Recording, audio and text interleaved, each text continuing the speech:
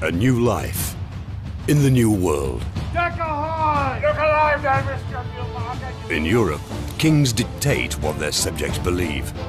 But not everyone accepts royal rule. The Pilgrim Fathers preach their own way of living. Radical in their beliefs, liberal in their social attitudes, the Pilgrims want to determine how they live themselves and are prepared to risk a journey into the unknown. They want equal rights for everyone, regardless of their religion. They draw up a contract which becomes the template for a nation. Fear of the Native Americans, danger and death mark their arrival in the new world. But the very people they fear help them to survive. Radical sectarians are compelled to sit down with American Indians. This is the story of the creation of the United States of America.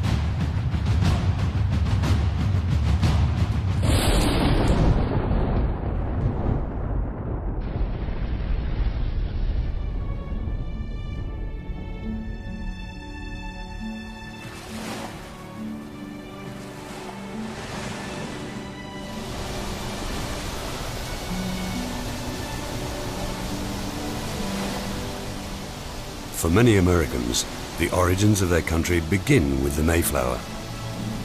The Pilgrim Fathers have come to symbolize many American virtues.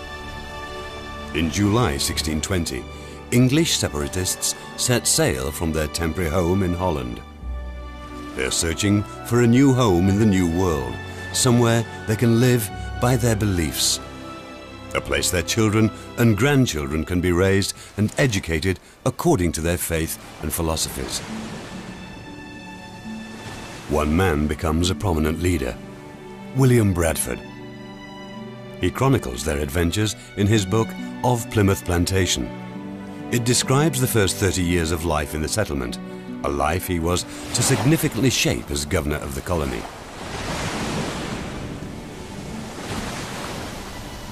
Bradford was extending the English horizon to the New World.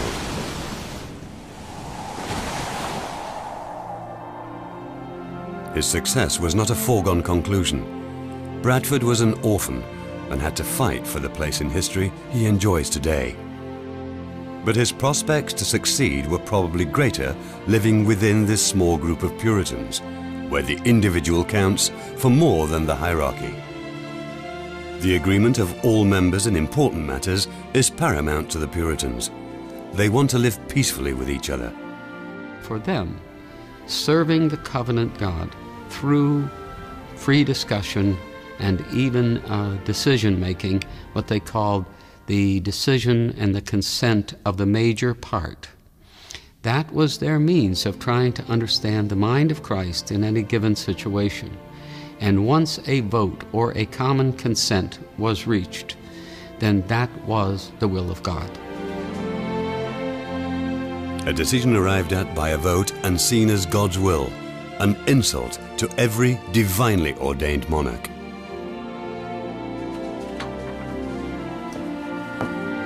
William, come along. William Bradford was born in 1590 in northern England at the end of the Elizabethan age. Orphaned as a boy, he finds comfort in a Puritan parish. He spends every spare minute studying the Bible translated by John Calvin, the famous Protestant reformer. But the Reformation in England doesn't go far enough for the Puritans. After more than 50 years of religious upheaval, which has shaken the state and society, they continue to try and change the church from within. The Puritans in early 17th century England were not happy people. They had spent the better part of the last half of Queen Elizabeth's reign desperately trying to get Queen Elizabeth to legislate changes in the Anglican Church, in the Church of England, to make the church more reformed, to conform the church more to their idea of the kind of church it should be, devoid of a lot of the vestiges of the Roman Catholic faith, a lot of the ceremony, the vestments, the incense, all of those things, those trappings that they felt needed to go away, that were incompatible with Scripture. She was very reluctant to make any changes at all. They got nowhere with her. And so when James I comes to the throne in 1603, they're hoping that since he was raised in a Reformed Protestant church, that he would be more sympathetic with the Puritan point of view. They thought. They went to see him, and he was very unresponsive. In fact, he basically told them, if you persist in trying to get me to change the church, I will harry you out of the land. And the harrying out of the land is what really happens to William Bradford and the people that he's close to. It was not only Bradford and his people. There were other people who also were harried. Some of them evidently died in jail. Some of them went to Holland. Some of them kind of disappeared off into the country. Open opposition to the Anglican state church borders on high treason. The monarchy responds with persecution, torture, and execution to try and force religious conformity. Bradford's parish in Scrooby gives up any hope of being able to change the church. Emigration seems the only option left to the separatists. Liberal Holland, which has freed itself from Spanish rule, seems to be the ideal place to realize their ideals. In 1608, parishioners around Bradford travelled to their new homeland. The charismatic Reverend John Robinson leads the group to the Dutch city of Leiden. Leiden is the right place for a new beginning. The city is flourishing. There are thousands of small businesses, and everyone is welcome who wants to work and will obey the laws. Religious refugees from all corners of the world flock to Holland, where a surprisingly tolerant climate for the times exists. Work, commerce, and profit are what counts here. Work shapes people's lives from sunrise to sunset. Reverend Robinson and his people take up residence in the narrow alleyways around Pieterskerk.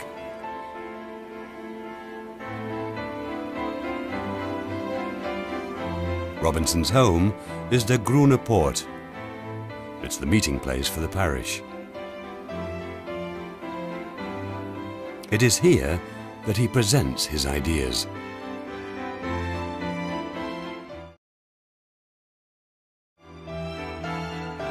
Robinson said in his justification of separation that there are really three forms of government in a covenanted church.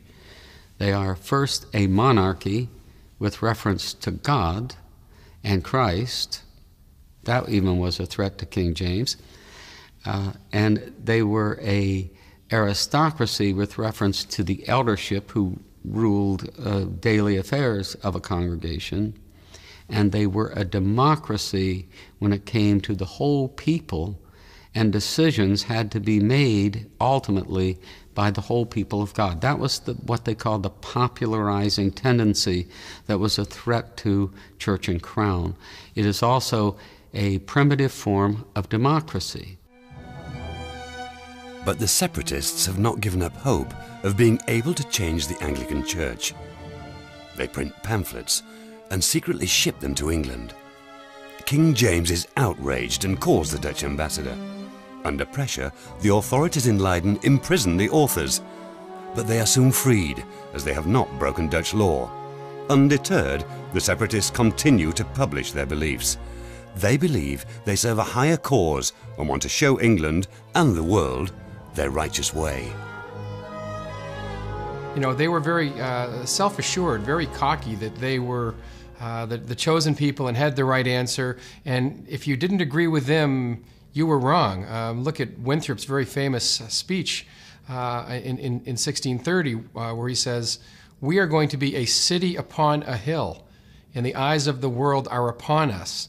You know, we've had to leave England because it's so corrupt, and we're going to form our own experiment here. And just by example, we're going to be so great and so wonderful that everyone else is going to want to be like us." So I'm not convinced these people would be very palatable to us today. The members of the Leiden parish continue to view themselves as Englishmen in exile. But the liberal Dutch attitudes, which first drew them to Holland, now begin to repel them. Their children are under no circumstances to become Dutch freethinkers. The idea to find a new home slowly begins to take shape among some of the parish. Bradford, who is now married, is one of them. Robinson senses that alienating themselves from life in Leiden could be a dangerous move. He preaches tolerance for dissent and hopes to present the Puritans as a more open-minded people. Looking at the story of Genesis, Robinson decided that the story of the fall, the expulsion from paradise, meant that every theological dogma, every doctrinal statement was itself inherently flawed, and that this meant that people should be relatively patient and tolerant of other people's ideas, because you couldn't yourself be sure that your own understanding wasn't flawed and that you were rejecting it by mistake if you disagreed with someone. So your own ideas could not be perfect, and someone else's ideas might not be imperfect in the places you imperfectly thought they were. This led to mutual toleration, which is very unusual at the time. The situation in Holland grows tense. The Dutch are on the brink of war again with the Catholic Habsburgs. Finally, the separatists decide to vote whether to found a colony in North America. Half the parish wants to risk the dangerous journey into the unknown. William Bradford is among them. The inexperienced Pilgrim Fathers rush to buy a ship. The Speedwell is to travel first to Southampton, where they believe fellow believers are waiting to join them. Their plan is to then set sail for the New World in 2 ships from the southern coast of England. But they are ill-prepared for the harsh journey across the Atlantic. Everything seems to go wrong. First, a storm forces them back. Then the Speedwell springs a leak. Their journey doesn't seem to have God's blessing. Many families decide to give up, but William Bradford is determined to make the trip. Treacherous autumn storms arrive as 102 passengers finally set sail in a rented freighter, the Mayflower. The Puritans are not the only passengers on board. There are also adventurers seeking their fortune in Virginia. The Pilgrims call themselves saints, and the rest of the passengers strangers. But they realize that they all need to get along if the new beginning is going to succeed. John Robinson urgently calls upon his followers to exercise tolerance and respect for others. It is clear to him that a new colony will only succeed if there is harmony among the settlers. The Mayflower set sail too late for a safe passage across the Atlantic. The travelers pay a heavy price for their lack of planning. Fierce storms batter the ship. The captain has no choice but to drop sail and leave the Mayflower to the mercy of the elements. The physical and psychological strain on the passengers is tremendous. They confront death every day in the dark, stinking steerage. Added to that is the knowledge that if they do survive, they have no idea what the future will bring.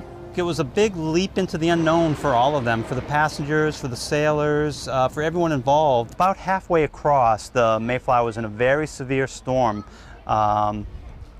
Large waves were crashing on deck, water was leaking down below, and during one of those storms, the main beam, the beam that helped support the main mast of the ship, bowed and then cracked.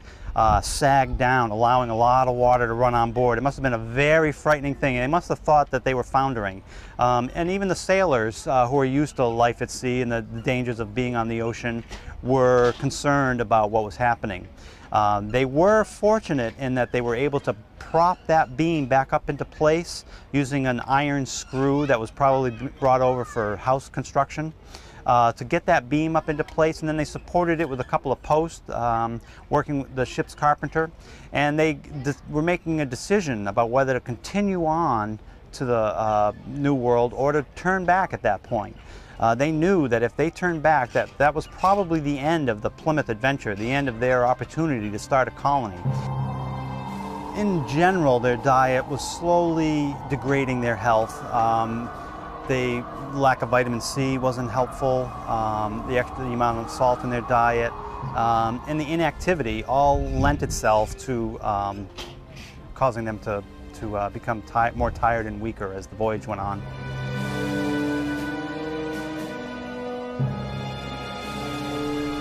Many of the sailors probably hadn't been over to this side of the world before, really didn't know what to expect. We often related to going off into outer space. It's a completely unknown alien world that all these people were traveling into.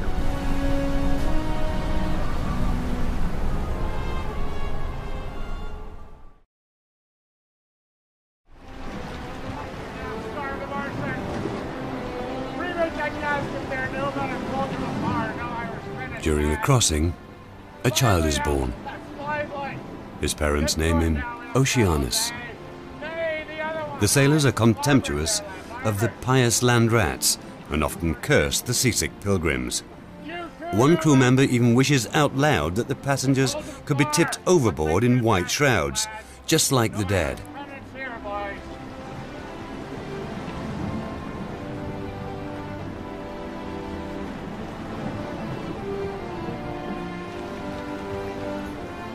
When this bitter crewman himself dies just days later, the Pilgrim Fathers see it as a divine message.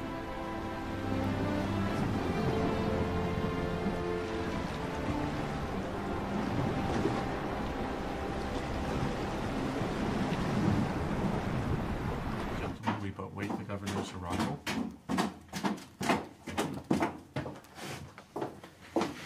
Gentlemen, prepare your hearts for the divine service. The Mayflower's destination is the north coast of America, where the English hold some sway. They hope to settle in the Hudson River Valley, the area which is now known as New York. At the time, this was the northern tip of Virginia, the site where several years before the Jamestown colony was established. The Pilgrims have purchased a patent to colonize this region in England. After the endless storms, the Pilgrim Fathers only have a vague idea how far off course they've been blown. They suspect that as the journey has lasted so long, the Mayflower is too far north. The passengers are sick and emaciated after the journey. Their supplies have nearly vanished. There is nothing left to do but put their fate in God's hands. Land ho!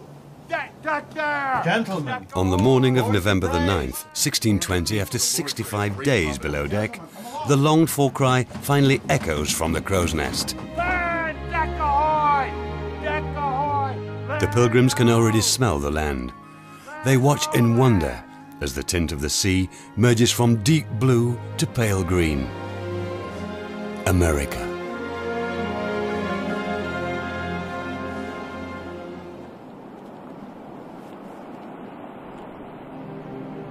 A quick glance at the coastline tells the captain that this must be Cape Cod, a bay well known to many English fishermen. The captain realizes they have drifted hundreds of miles too far north.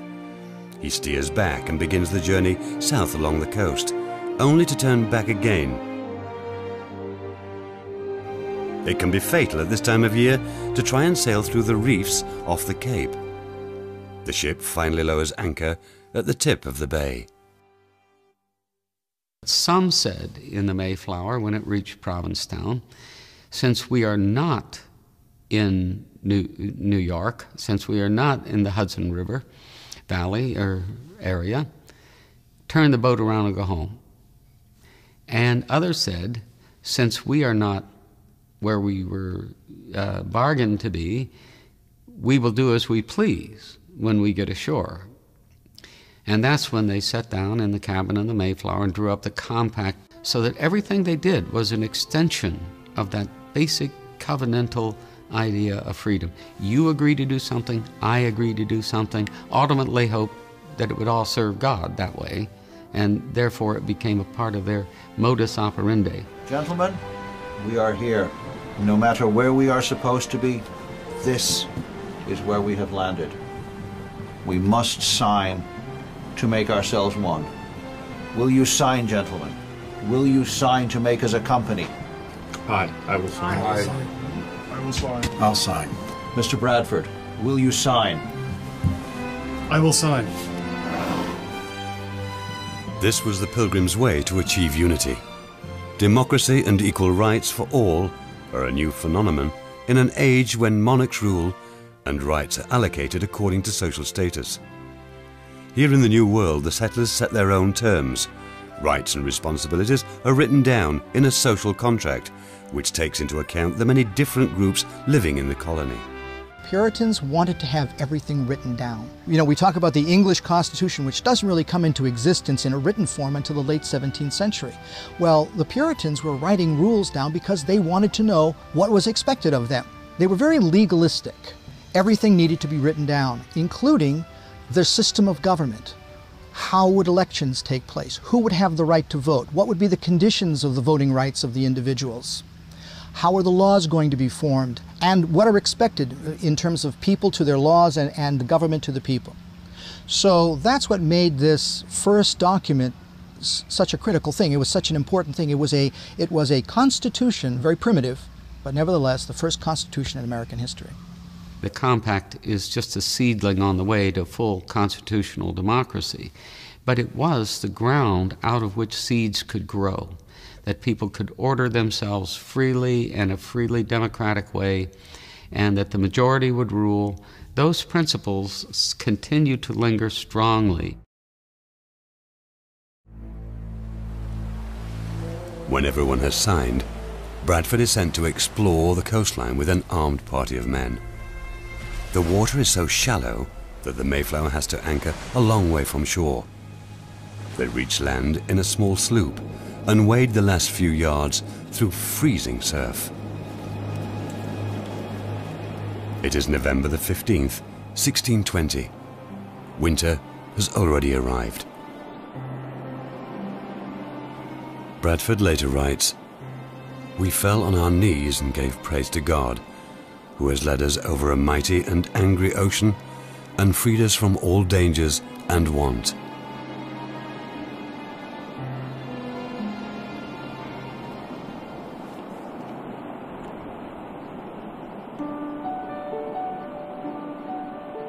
The dunes the scouting party wander over remind them of the Dutch coastline. They find the remains of a shipwreck washed ashore years before.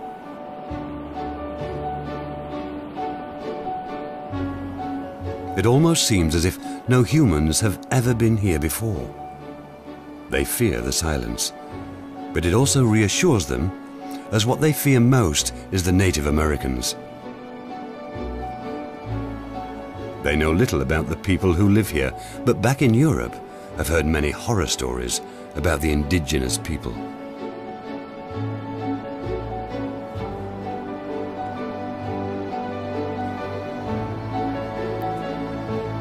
Here in the sand, they find traces of human life.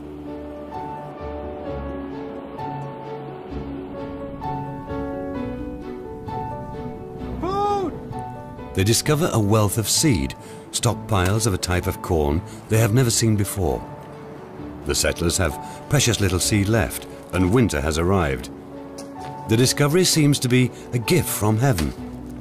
The pious men have no qualms about simply taking what they need. So strange looking. It is, it is. As they were coming from their landing place and up the coast, they went into the storage areas. The Cape Cod was not a habitable place for the native populations through the winter months. Once the fall set in, they all moved out of Cape Cod. But because it was a favorable place for summer, and this is where they had their gardens, etc., they left there in the storage pits their seed plants and the whole bit that they were going to need. And it has been said that the people, the newcomers, took the seed and left a note that they would pay later, which they never did, of course. And so the Indians, we have a laugh about that, said they were lying from the beginning. The Pilgrim Fathers continue to search for a suitable area to establish their colony. They need arable farmland, which is easy to defend, and ships must be able to anchor off the coast. The men wander the tidal flats as they search. Life is very hard. The damp penetrates everything. The bitter winter nights are freezing. Some never recover from the ordeal.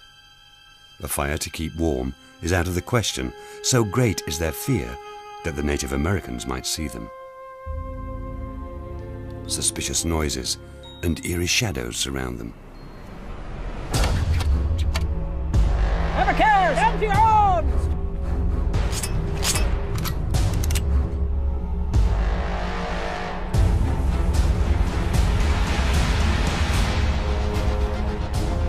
Give fire! Give fire! As if by a miracle, no one is harmed. But now they have proof people live here who do not welcome their arrival. When they fail to find somewhere to settle, they make their way across to the other side of the huge bay.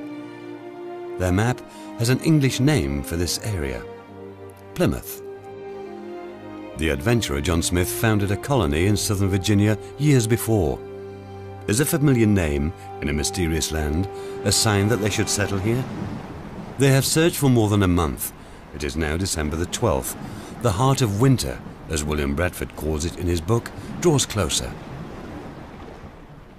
Well, when they arrived here, even though they did have John Smith's maps of New England and probably Virginia as well, the maps were not that great a help in deciding where to settle. They had to find where there was fresh water, they had to find where there were good anchorages, they had to find where there was arable land.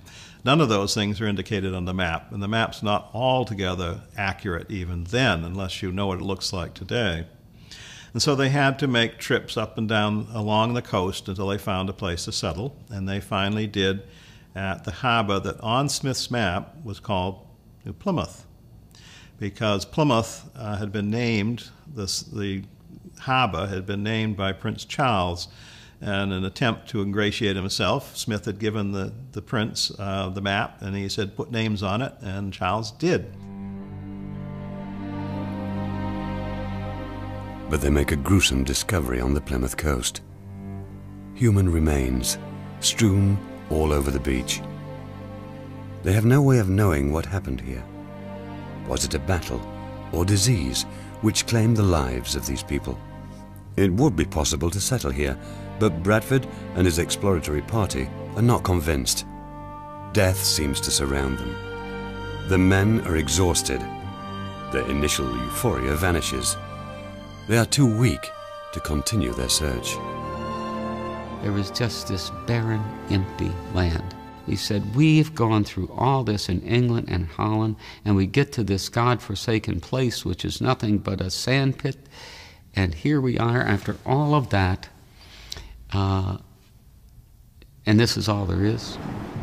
A much more painful loss awaits William Bradford. When he returns to the Mayflower, he learns that his wife Dorothy has fallen overboard and drowned. Be strong, trust in the Lord.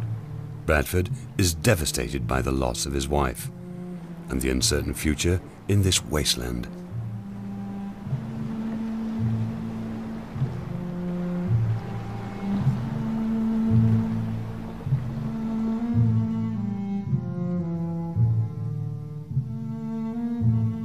But he clings to his faith. He believes that when fate is at work, one is led by God. This test must have a deeper meaning. After an arduous journey, after persecutions in England, there are some who theorize that Dorothy may have jumped overboard, that she may have committed suicide.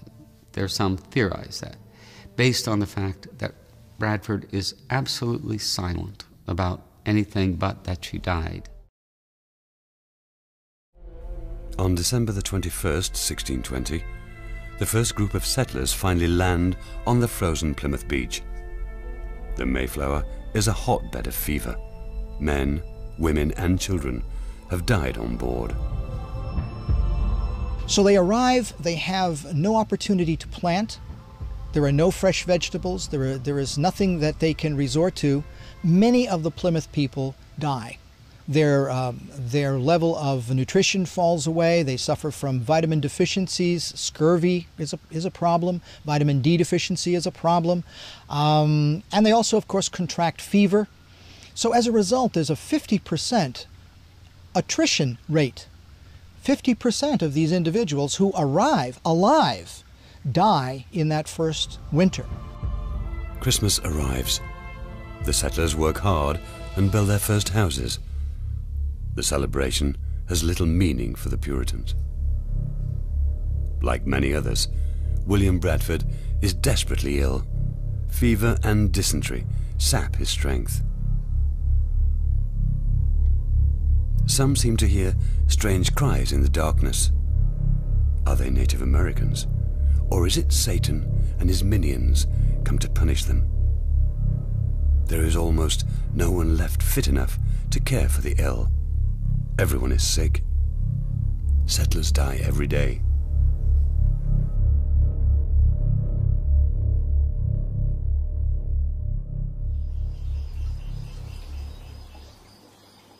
On top of everything, they live in constant fear of the indigenous people living here. None of the settlers has actually seen an American Indian up close, but surely some are very near. Are they a threat to the colony?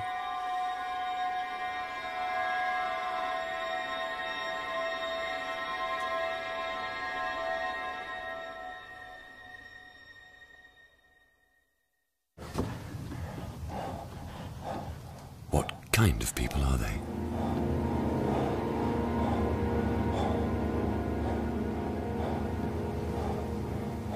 Little is known in Europe about the Native American people, apart from the propaganda spread by the Spaniards and Portuguese to morally justify their gruesome repression and extermination campaign in Central and South America. They speak of depraved cannibals, whom one must force-feed Christian culture and civilization at the point of the sword. Savages. Worse than savages. Slaves. Not even human. It is now March, and winter doesn't seem to want to end. The constant cold and damp drain the last of the settlers' strength. Every day is a struggle for survival. The settlers know that they are being watched. This is not the time to show any sign of weakness. An attack now would spell the end of the colony. They have no worldly pain. Weep for those who remain behind, for they remain in the strife and confusion of life. Ashes to ashes, dust to dust. Amen. During the day, even the sick stand guard. Exhausted men are propped up against trees as decoys. The day's dead are buried at night in order to prevent those watching from counting how many able men left to fight. In spite of everything, no one thinks of returning. One of the great American traits is perseverance. You know, you've got the Apostle Paul kick against the prickers, and you've got to go on no matter what. And you can't give up or give in. We often do. But the ultimate goal is to endure anything for the sake of the kingdom, for the sake of the covenant, or some principle, not in oneself. And that's what they did. The first warmth of spring in 1621 fills the settlers with hope. Perhaps the worst is behind them. Now they have only one fear left: the Native Americans. Will they tolerate new arrivals in their homeland? Carver, Bradford, and the others finally settle in an abandoned Patuxet Indian village.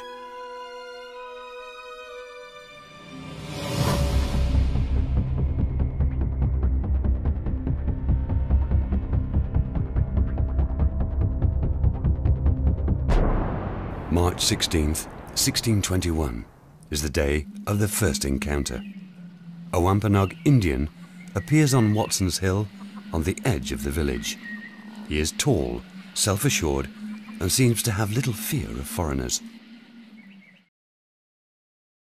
Europeans in general had a very grave misunderstanding of what the native peoples were. They thought of them more in terms of wild animals in the woods, when they were very highly skilled and intelligent people.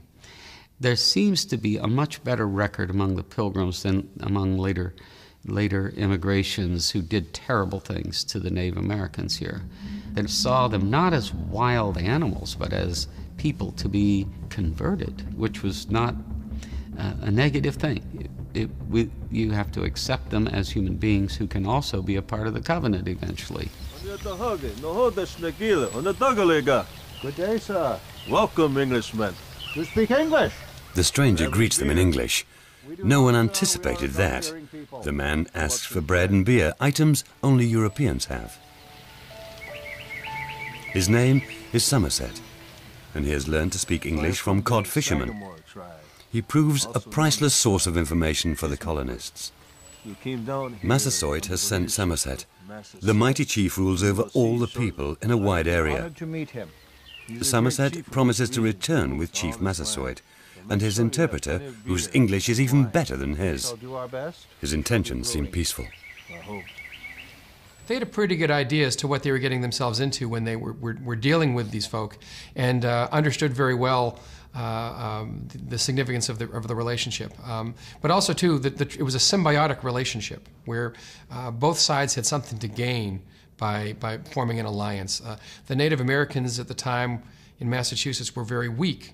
They had been decimated by European diseases, things that we would call harmless childhood diseases like chickenpox and mumps, but that Native Americans had no experience with, no immunity to. So as many as 70, 80, 90% of the inhabitants of a village could be wiped out. People who know both American Indians and European settlers can have great influence as mediators. Squanto, Massasoit's interpreter, is such a man. Years before, he'd been sold as a slave and taken to England.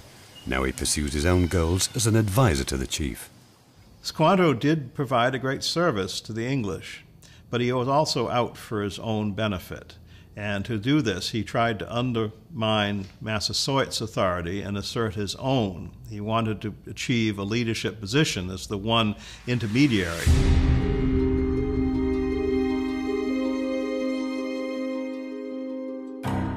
"5 days after Somerset's first visit, he returns to the English village with Squanto and the great Massasoit.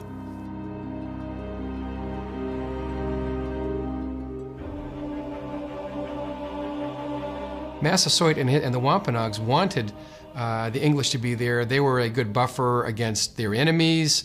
They had all this really cool high-tech stuff like, would you rather chop down a tree with a stone axe or a steel axe? It's a reciprocal relationship that I think both sides understood quite well.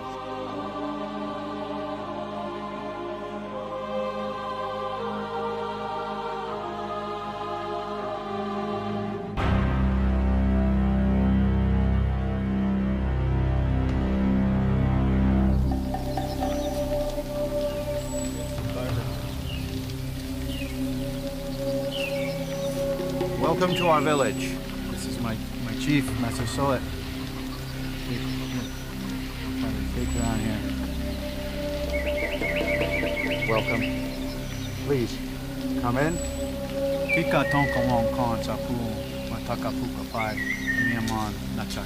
Gentlemen, please, into my house.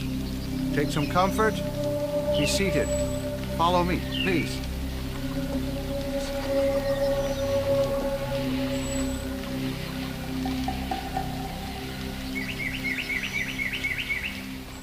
One of the most important adjustments, shall we say, that they were able to make was that they were able to strike on somewhat uneasy peace, which lasted for quite a while with the Wampanoag people. Massasoit, who was the chieftain of the Wampanoag people, forms a treaty which he keeps throughout the remainder of his life, which enables Plymouth to establish itself without fear of reprisal from the local people, from the local Native Americans. And as a result of that, they were able to focus more on settlement, clearing the land, getting their crops in, survival.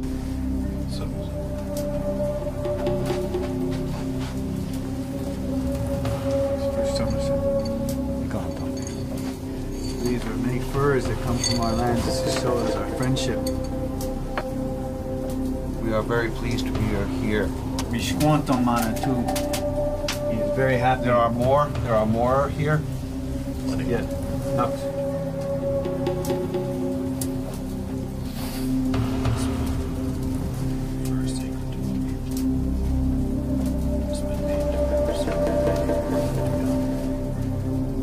We will honor this treaty, and we will keep it sacred to our people also.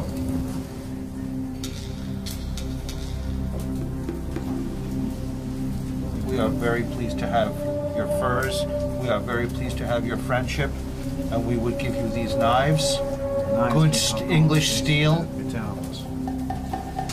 Steel. It's knives.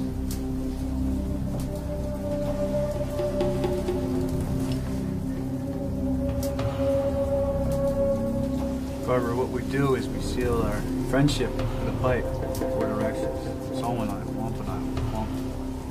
Massasoit has carefully considered his response to the settlers' arrival for a long time.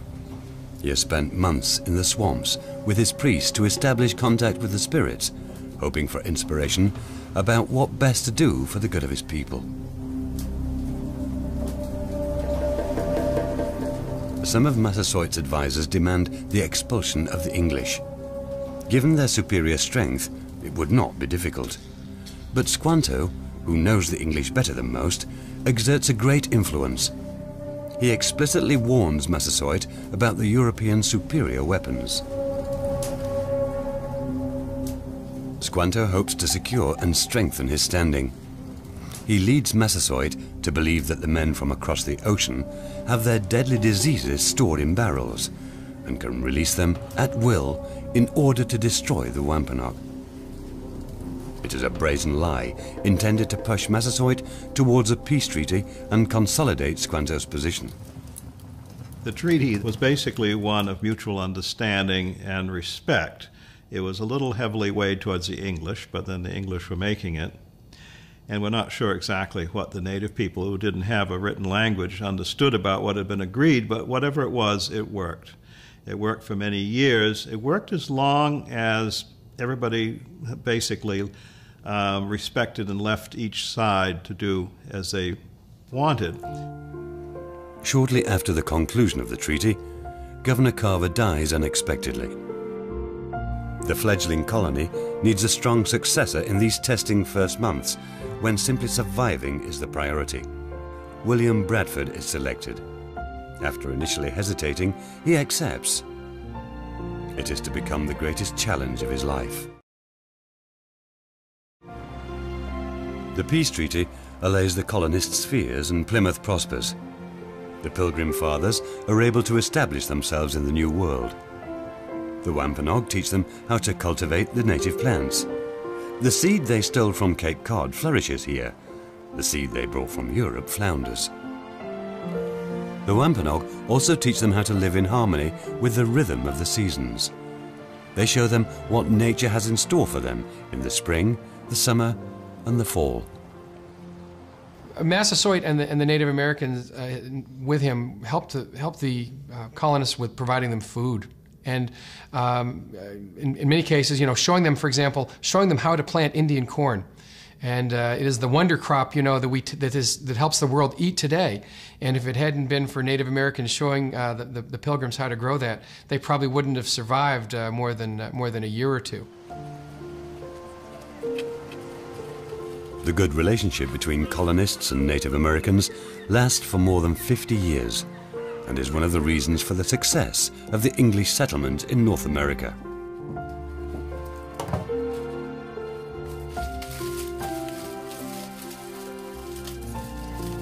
The first marriage in Plymouth takes place in the spring of 1621.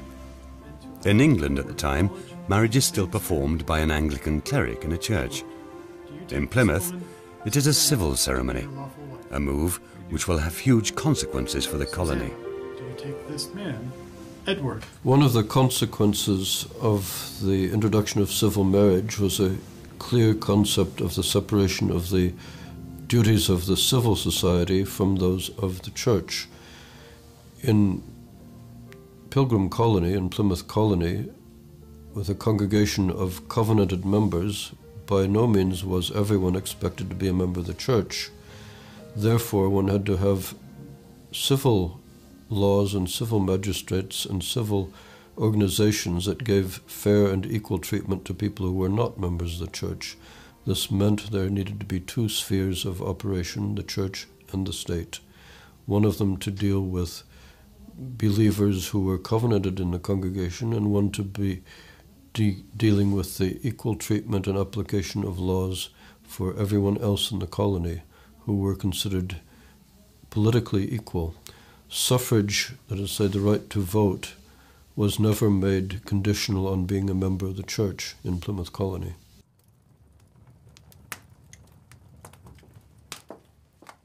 The first fall in Plymouth. Colonists harvest enough food to see them through winter and the coming year. The harvest festival approaches.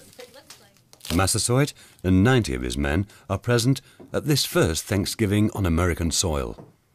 They bring 5 deer as a gift. The celebration lasts for 3 days.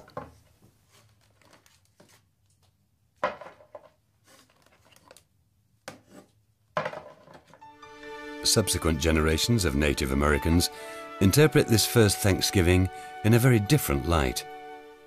It is no reason to celebrate. It's worse than a story. It's a lie.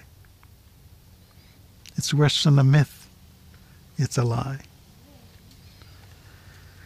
There is nothing in the Thanksgiving story that you have heard and all of America has heard that is sanctified or celebrated by Native people. Today, many American Indians view the first Thanksgiving as a day of national mourning. At the same time, I think they felt it very important that they would include the Native Americans in the area, because even though they may not understand, even though the Native Americans might not understand the Calvinist theology behind the idea of thanking their God, they wanted to also, of course, reaffirm the friendship that had been established at this point in time. And we often say, well, would the natives really have been invited into this European Calvinist kind of environment? And the answer is yes, they were. It is the ultimate American holiday, a fact that would be astonishing to William Bradford. After he was voted in as governor, William Bradford, the orphan from England, helped shape the success of the Plymouth Colony for the rest of his life. He rules with foresight and a firm hand. But it was mainly due to the help of the Native Americans that the colony survives. Massasoit could not have known that this handful of colonists would be followed by thousands upon thousands of land-hungry settlers who would bring this giant continent under their control. A few years after the deaths of Bradford and Massasoit, war breaks out in New England between the European settlers and the Native Americans.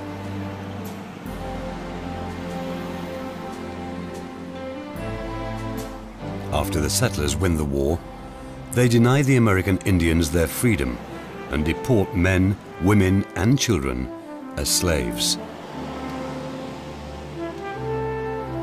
Today, Plymouth is a bustling tourist town with many historical attractions. The name Bradford can be seen everywhere.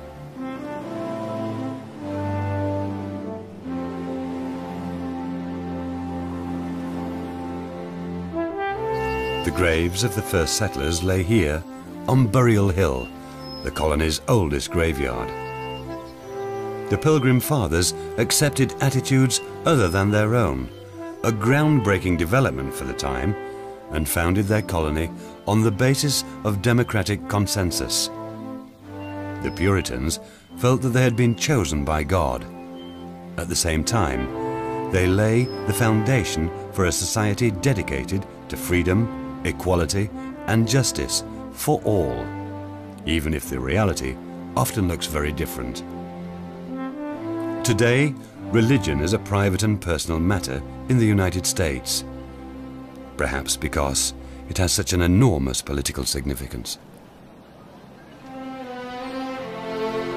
They create something new, And what is new is that America, you know, this bold experiment that is still playing out to this day. The Mayflower has become a symbol. It has become a part of our social consciousness. There's a Plymouth in every town in every state in the country. What they're doing is saying, this is now their land, not yours anymore. You have to speak their language. You have to obey their laws. That was the story of the conquest of America. Religious dedication to such a degree that they are willing to take this trip and place themselves on a foreign shore and risk their lives for the sake of what they believe. I wish I had lived back there, only to warn people of what was to come. We're in Bradford's garden, and sometimes when I leave the church at night and lock up, I think I still see him sneaking through the town to see if we're doing well by his legacy.